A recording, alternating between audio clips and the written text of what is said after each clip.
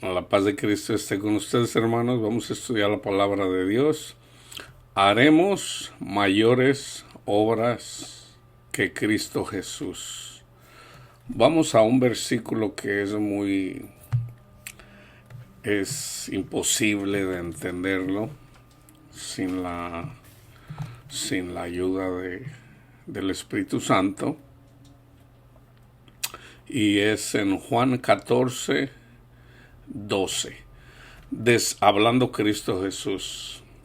De cierto os digo, el que en mí cree, las obras que yo hago, él las hará también, y aún mayores hará, porque yo voy al Padre. Hermanos, Cristo Jesús no está vacilando aquí. El hecho de que las personas no lo puedan entender no quiere decir que esto no sea cierto. Cristo nunca anduvo vacilando, como dijeran otras personas. No, es que Cristo estaba cotorreando, por Dios. Fíjense bien, lo vamos a estudiar ahorita. Ese es mi trabajo, compartirlo con ustedes. El Espíritu de Dios nos revela las cosas acomodando lo carnal con lo carnal y lo espiritual con lo espiritual. Fíjense bien, Cristo Jesús, yo puse algunas cosas, no todas obviamente, pero Jesús sanó enfermos. Jesús resucitó muertos. Jesús convirtió el agua en vino. Jesús convirtió panes y peces, o los multiplicó, para alimentar a 5,000 personas. Jesús caminó sobre el agua. Jesús abrió los ojos de los ciegos. Jesús abrió los oídos de los sordos. Jesús perdonó pecados. Y muchas cosas más. Jesús sabía lo que estaba en los corazones de las personas. Todo esto nosotros lo podemos hacer. Y aún mayores. Fíjense bien. ¿Qué es más importante que una persona en este mundo, que en este mundo todo es vanidad carnalmente, dice Salomón? Cristo cuando vino, Él vino a dar testimonio del Padre, de nuestro Padre Dios. Entonces, Cristo Jesús, ¿cuáles fueron las señales? Pues todo esto que Él hizo. Todos los milagros, todos los prodigios y señales. Cristo resucitó a Lázaro. Nosotros resucitamos personas también. Ahora tengan en cuenta algo. El cuerpo de Cristo es uno. Pero cada miembro es...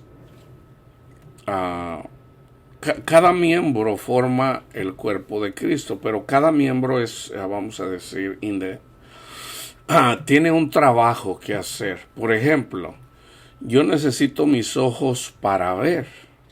Yo no puedo poner los dedos así y decir, déjame ver con los dedos. No, yo necesito los ojos para ver.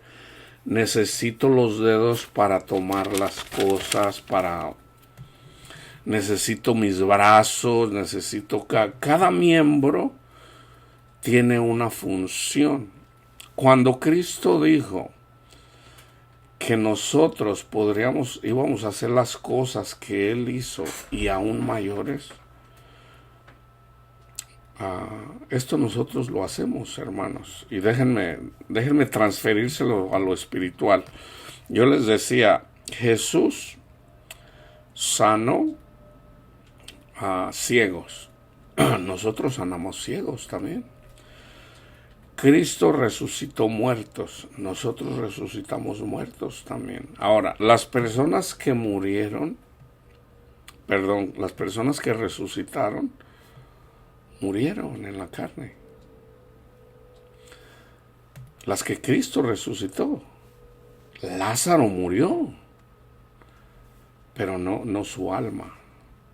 No su alma. Su alma ya no murió. Lázaro está vivo, porque Cristo ya lo resucitó. No solamente, una cosa es que vamos a decir, vamos a algún lugar y hacemos ese milagro de resucitar a una persona. La persona esa va a morir. La persona va a morir en la carne. O sea, ¿por qué? Porque el reino de Dios no es para la carne. El reino de Dios es espiritual. Entonces, está en 1 Corintios 15.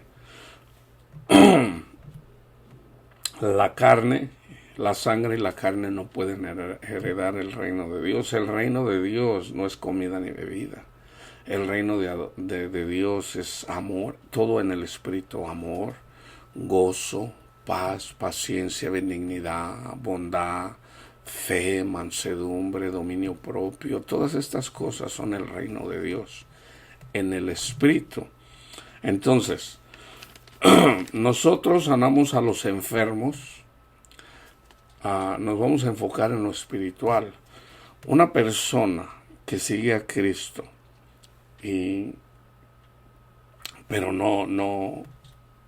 pero sigue al mundo, está enfermo. Es una persona enferma. Entonces nosotros con la palabra de Dios lo sanamos, dándole la palabra de Dios. Nosotros, por ejemplo, cuando nosotros andábamos muertos en el pecado, esclavos del pecado, alguien nos compartió la palabra de Dios. Y esa palabra eventualmente nos toca y eventualmente resucitamos. Ya no estamos muertos, resucitamos juntamente con Cristo Jesús. Multiplicó panes y peces. Por ejemplo, todo es alegórico, hermanos, para la iglesia. Nosotros somos los peces que andamos en el mar. Nosotros somos los panes, alegóricamente también. Entonces, por ejemplo, en el templo,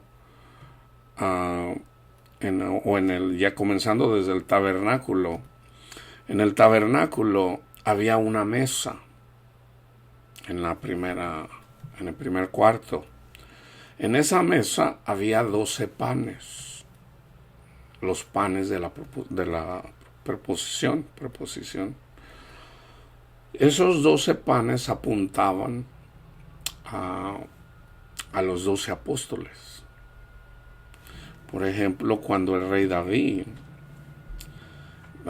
Saúl lo perseguía y él huyó, él tuvo oportunidad de matar a Saúl.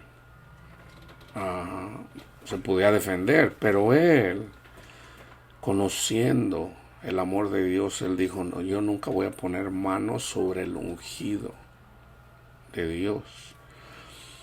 Eso apunta, fíjense bien, Cristo pudo haber matado a Satanás, pero no lo hizo.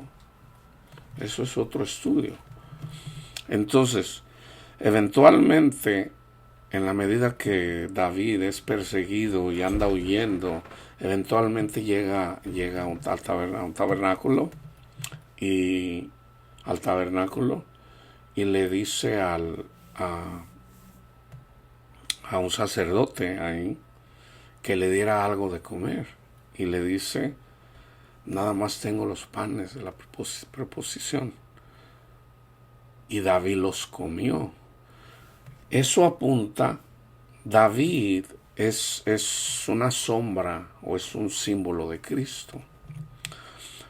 Cuando Cristo viene y los discípulos están comiendo en día sábado, sus discípulos los fariseos le dicen: ¿por qué dejas que tus discípulos quebranten el sábado? Y Jesús les dice: ¿no saben lo que hizo David cuando comió los panes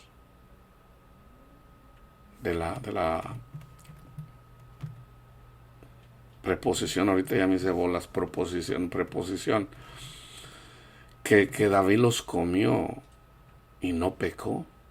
De hecho, los mismos sacerdotes comían esos panes en días y no estaban sin pecado. O sea, no entendían lo que en realidad era el sábado, el día de reposo. Entonces, todo, hermanos, todo sin excepción, es alegórico. Entonces, cuando predicamos la palabra de Dios, por ejemplo, yo estoy haciendo discípulos aquí, no míos, de Cristo. Estos peces que andaban en el mar, simbólicamente, ahora que pueden caminar sobre las aguas del mar, que es simbólico. Ahorita ese es el ejemplo que les voy a poner. Les voy a poner dos ejemplos. De hecho, yo soy un discípulo del Señor y ando caminando sobre el mar, precisamente por obra del Espíritu Santo, pero simbólico, hermanos, simbólico. ¿Ok? Entonces, estos peces se convierten eventualmente en discípulos y estos discípulos alimentan a los peces, a las personas, con la palabra de Dios, que es el verdadero alimento espiritual. Entonces, ¿tenemos nosotros la facultad de perdonar pecados? Sí. Sí, lo dice la palabra de Dios. Y les voy a dar ejemplos. Les voy a dar dos ejemplos. Caminar sobre el agua, y vamos a estudiar lo que son las aguas, y perdonar pecados. Primeramente vamos al contexto, ¿ok? De cuando Cristo dijo: de cierto os digo, el que en mí cree, las obras que yo hago, él las hará también, y aún mayores hará, porque yo voy al Padre. Cristo resucitó muertos en la carne, nosotros resucitamos muertos en el Espíritu. Cuando llevamos el Evangelio, resucitamos personas a través del Espíritu Santo, pero es necesaria la palabra. La palabra eventualmente se convierte en vino. ¿Ok? Vamos al contexto. Es a Juan 14. Dice Cristo Jesús, comenzando en el 1: no se turbe, hablando con sus discípulos, no se turbe vuestro corazón. Creéis en Dios, creed también en mí. En la casa de mi Padre muchas moradas hay. Si así no fuera, yo os lo hubiera dicho. Voy pues a preparar lugar para vosotros. Y si me fuere y os preparare lugar, vendré otra vez y os tomaré a mí mismo, para que donde yo estoy, vosotros también estéis. Y sabéis a dónde voy, y sabéis el camino. Le dijo Tomás: Señor, no sabemos a dónde vas. ¿Cómo pues podemos saber el camino? Jesús le dijo: yo soy el camino y la verdad y la vida. Nadie viene al Padre sino por mí. Hay que creer quién es Jesús, el Hijo de Dios. Él dio testimonio de nuestro Padre Dios. Entonces hay que seguir a Cristo. Así de simple, hay que seguir a Cristo. No a este mundo, no a los deseos de la carne. dinero, casas, posesiones, sexo, todo lo que es de este mundo, tenemos la opción de ¿qué deseamos? ¿Deseamos a Cristo? En la derecha, ¿deseamos a Cristo o deseamos este mundo? Tú eliges. Si tú quieres seguir a Cristo y siguiendo al mundo, Cristo dijo, no puedes tener dos señores, porque al amar a uno vas a despreciar al otro. Entonces, si tú sigues a Cristo solamente, Cristo te va a dar la facultad de seguirlo siempre. Pero si tú quieres seguir a Cristo y seguir este mundo, todavía no has creído. No le has creído a Cristo Jesús. Tú razonas en tu razonamiento carnal. Hermano, pero es que necesitamos dinero para... Cristo dijo, no se preocupen, ¿cómo van a vivir? ¿Cómo van a...? Tú sigue a Cristo, busca el reino y su justicia, todo lo demás viene por añadidura. Tú sigue a Cristo y todo esto, lo que necesitamos para vivir, viene automáticamente. El problema es que la mayoría de la iglesia, la mayoría, no le cree a Cristo. Ese es el problema. ¿Okay? Pero sí hay, siempre ha habido creyentes, siempre. ¿Ok? Entonces, dice Cristo Jesús, si me conocieseis, también a mi Padre conocerías. Acuérdense que Cristo es la imagen misma, no la sombra, no un símbolo, no. Que Cristo, así como es Cristo, así es nuestro Padre de Dios. Él es la imagen misma de nuestro Padre Dios, al que nadie ha visto. Si me conocieran a mí, también a mi Padre conocerían, y desde ahora le conocen, y le habéis visto. El que ve a Cristo ve al Padre. Felipe le dijo, Señor, muéstranos el Padre, y nos basta. Jesús le dijo, tanto tiempo hace que estoy con vosotros, y no me has conocido, Felipe. El que me ha visto a mí, ha visto al Padre. ¿Cómo pues dices tú, muéstranos el Padre? ¿No crees que yo soy en el Padre y el Padre en mí? Uno solo. Las palabras que yo les hablo, no las hablo por mi propia cuenta, sino que el Padre, o el Espíritu de Dios, que mora en mí, Él hace las obras. ¿Quién las hace? Nuestro Padre Dios. Nunca se les olvide eso. Creedme que yo soy en el Padre y el Padre en mí. De otra manera, creedme por las mismas obras. Pausa. ¿Cómo reconocemos un falso profeta? Por sus obras los conoceréis, dice Cristo. Casi todos los evangélicos conocen estos versículos.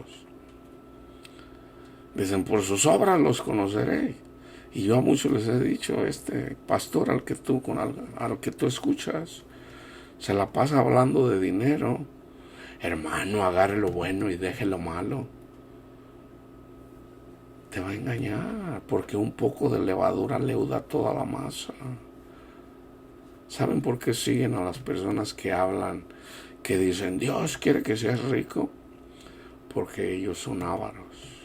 Por eso esas personas, porque no le han creído a Cristo. Cuando siguen a Cristo, que es el verdadero tesoro, Cristo dijo, ve y vende lo que tienes, dalo a los pobres, y tendrás tesoro en el cielo. Cristo es nuestro tesoro, hermanos. Ahora, si Cristo es nuestro tesoro y Cristo y el Padre es uno, el Padre nos va a dejar morir de hambre. ¿El Padre nos va a dejar a merced de Satanás? No, al contrario. Dios levantó al faraón, que es un símbolo de Satanás, para mostrar su obra. De cierto os digo, el que en mí cree, las obras que yo hago, él las hará también, y aún mayores hará, porque yo voy al Padre, y todo lo que pidieras al Padre en mi nombre, lo haré, para que el Padre sea glorificado en el Hijo. Y si algo pidieras en mi nombre, yo lo haré. Ahora, yo les hablo acerca de la unidad del cuerpo de Cristo. Primera de Corintios 12 del 27 al 30. Vosotros pues sois el cuerpo de Cristo y miembros cada uno en particular. Un miembro, otro miembro, otro miembro, otro miembro, otro miembro, otro miembro, otro miembro, otro miembro, otro miembro, otro miembro. Cada uno en particular. Pero necesitamos todo el cuerpo, los ojos para ver, los dedos para tomar, los pies para caminar, los oídos para escuchar, en la carne. Pero también necesitamos los ojos espirituales para poder ver el reino de Dios. Necesitamos los oídos espirituales para poder escuchar al Espíritu Santo. Necesitamos a los pies espirituales para caminar siguiendo el ejemplo de Cristo, muriendo a los deseos de la carne, sacrificándolo para dedicarle el tiempo por la salvación de nuestros hermanos, para que ellos también puedan ver y puedan escuchar el Espíritu Santo, lo espiritual. Y aún nos puso Dios en la iglesia primeramente apóstoles, luego profetas, lo tercero maestros, luego los que hacen milagros, después los que sanan, los que ayudan, los que administran, los que tienen don de lenguas.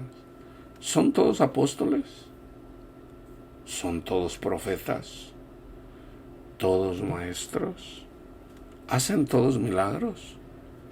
¿Tienen todos dones de sanidad? ¿Hablan todos lengua? ¿Interpretan la lengua todos? No. Cristo dijo, a uno le da 10 talentos, o 5, a otro 3, a otro 1. Pero a todos nos da. Entonces, cada quien debe de hacer el trabajo que le corresponde. Pero somos uno. En mi caso, dice la palabra, ¿son todos apóstoles? Yo no soy apóstol. ¿Son todos profetas? ¿Todos maestros?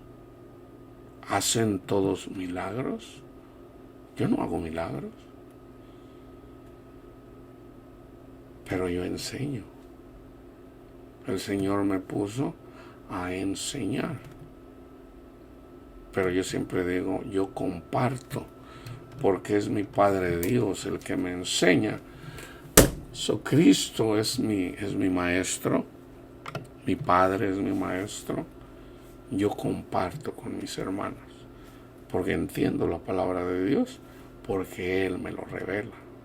Yo tengo una pregunta, Padre, esto no lo entiendo, Señor. Enséñeme, Señor. Y el Señor en su momento me da palabra, me la enseña. Y ya me dice, ok. O sea, no es de que el Espíritu me dice, mira, mi hijo, no, simplemente me da el entendimiento. Estoy leyendo y yo digo, ok. Lo voy entendiendo. Entonces lo apunto por ahí y luego ya lo comparto con ustedes, ¿ok? Yo les decía que Dios levantó al faraón. Fíjense, Romanos 9:17, porque la escritura dice a faraón, para esto mismo te he levantado, para mostrar en ti mi poder y para que mi nombre sea anunciado por toda la tierra. Para mostrar en ti. Entonces fíjense, Dios saca a Abraham de la tierra de Ur, en Irak. Le dice, Abraham, sal de ahí. Y él sale y trae a su esposa y lo sigue su sobrino Lot. Abraham no sabía a dónde iba, pero él obedeció a Dios, él fue humilde.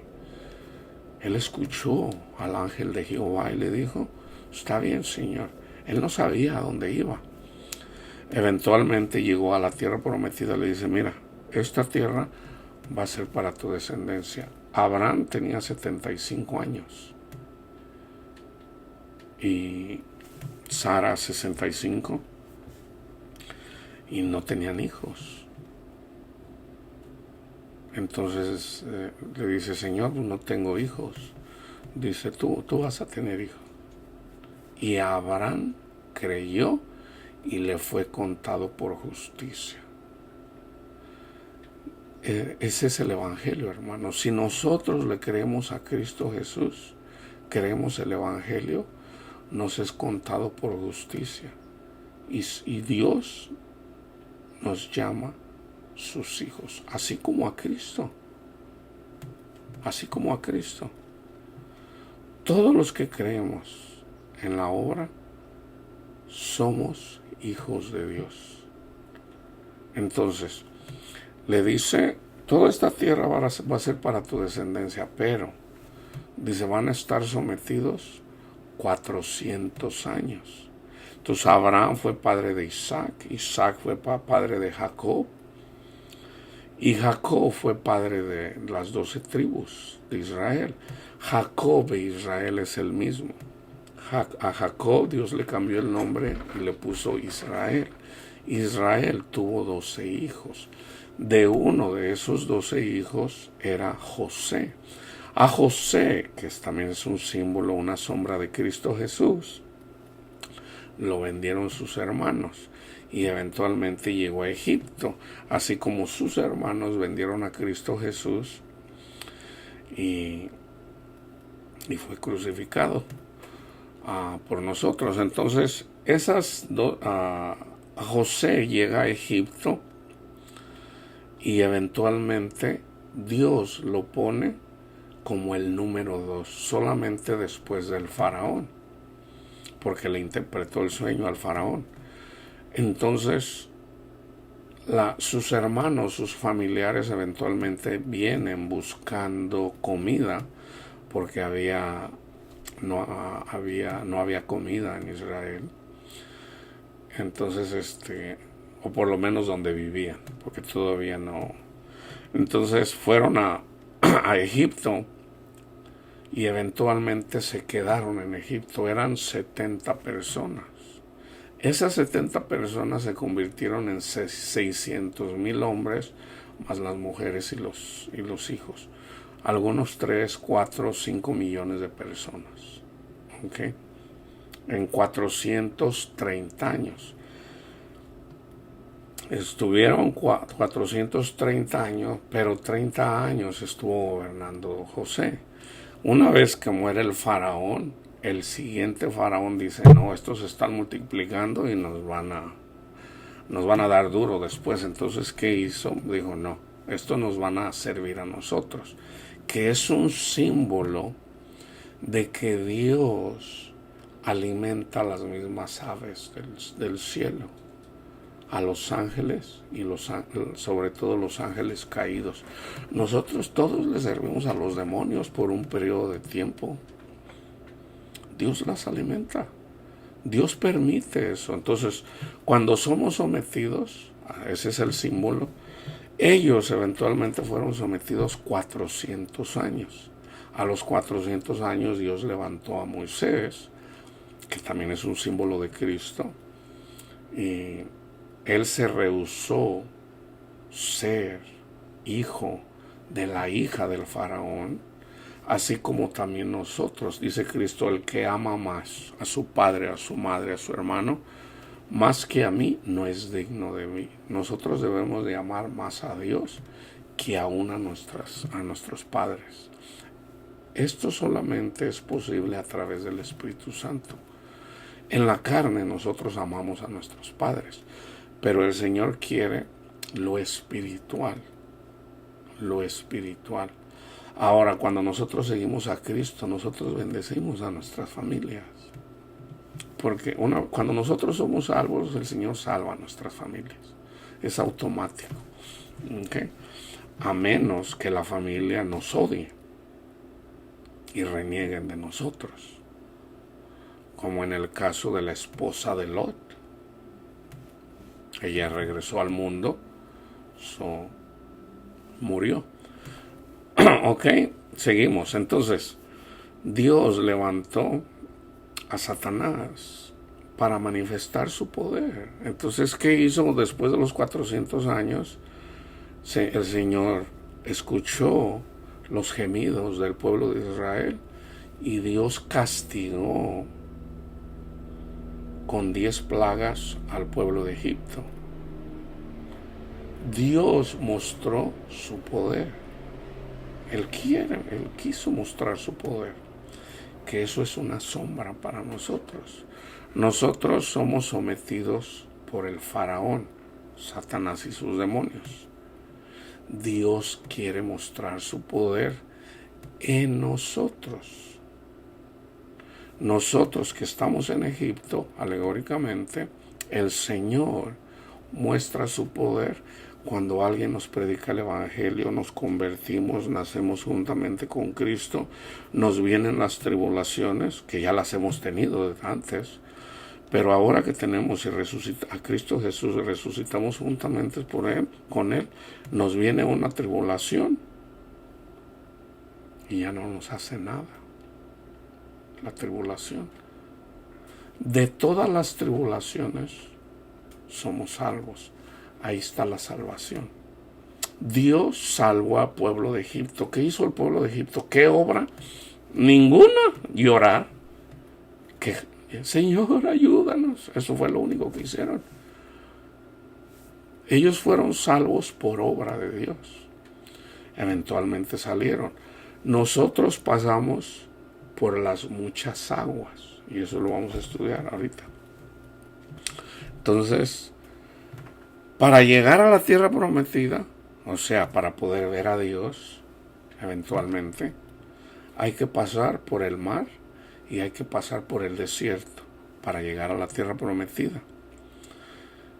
En la tierra prometida, aquí, para llegar ahí, no va a haber serpientes, vamos a pasar por el mar. Entonces, vamos a caminar sobre el mar, como por tierra seca, o las aguas nos van a inundar, que es alegórico, ahorita se los voy a enseñar. Cuando caminamos por el desierto, nos van a morder las culebras y vamos a morir, o vamos a tener la fe en el Señor de que aun cuando las serpientes vienen y nos muerden, no nos pasa nada. ¿Por qué? Porque tenemos la mirada en Cristo Jesús. No nos hace nada. Entonces llegamos a la tierra prometida, damos fruto.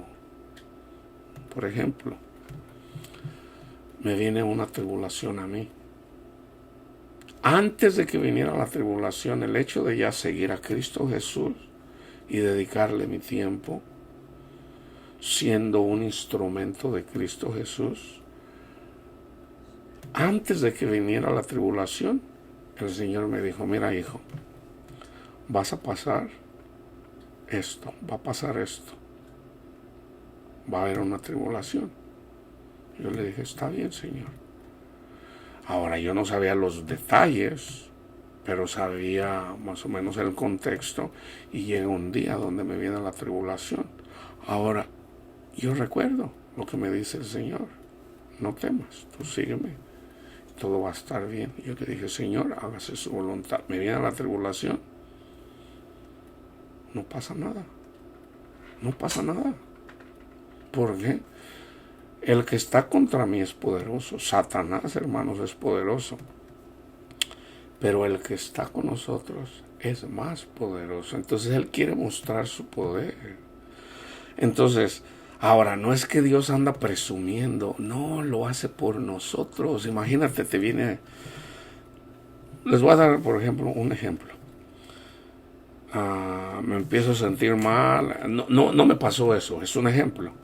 Me empiezo a sentir mal y de repente digo, caray, ¿qué pasa? Me siento mal. Entonces voy con el doctor y me dice, tienes cáncer, te vas a morir, te queda un mes de vida.